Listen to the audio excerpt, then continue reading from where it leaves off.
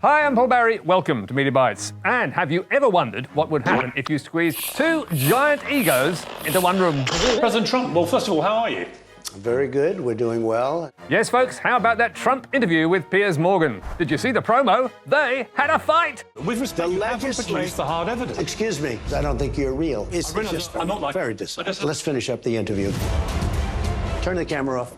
Very dishonest. Piers Morgan Uncensored on Sky News. Trump in full hissy fit walking out of the interview. Piers could not have scripted it better. And News Corp papers around the world did the rest. But guess what? Trump says it's fake news, accusing Morgan of deceptively editing to make it look like he walked out of the interview. Well, we all know who to believe, don't we? So, let's just watch that storm out again. Very dishonest. Let's finish up the interview. Turn the camera off.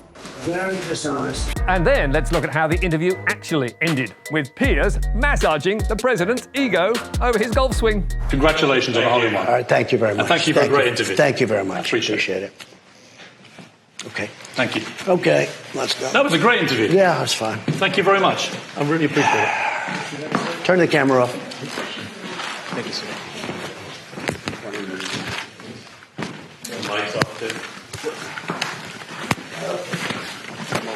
Very dishonest. Grumpy, yes, but no walk off in the middle of the interview.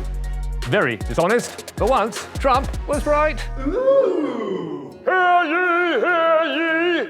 The opposition leader is about to do battle with Ray Hadley. I'll be upfront with you. I quite like you as an individual, and I think you're a good fella.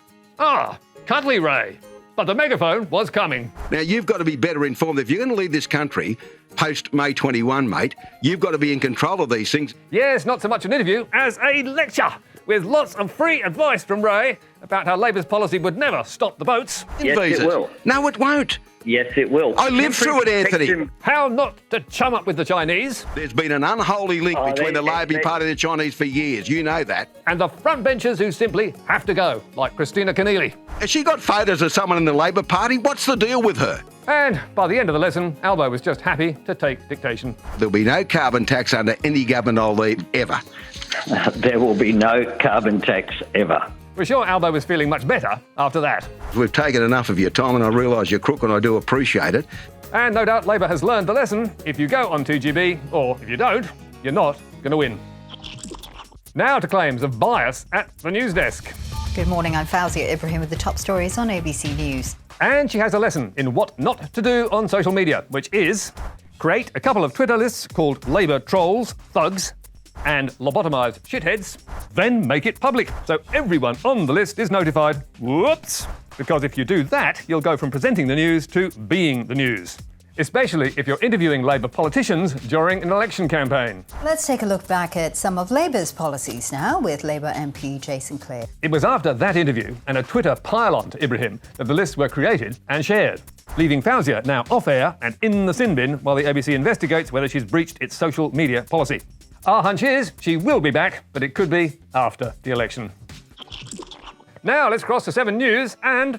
It's a small French town with Australian spirit etched along each street, courtesy of the ANZACs during World War I. And as 7 News Perth went on to explain... Now the locals are paying tribute to the fallen Aussies who protected their land and liberated it from Nazi powers some 70 years ago.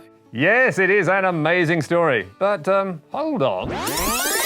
Fallen Aussies who protected their land and liberated it from Nazi powers some 70 years ago. Nazis? In the First World War? Only 70 years ago? The ANZACs were saving France in World War I in 1917. And back then, the Nazi Party wasn't even born. Read your history books, folks. And we'll be back with Media Watch, 9:15 Monday night on the ABC, also iView and social media. Don't miss it.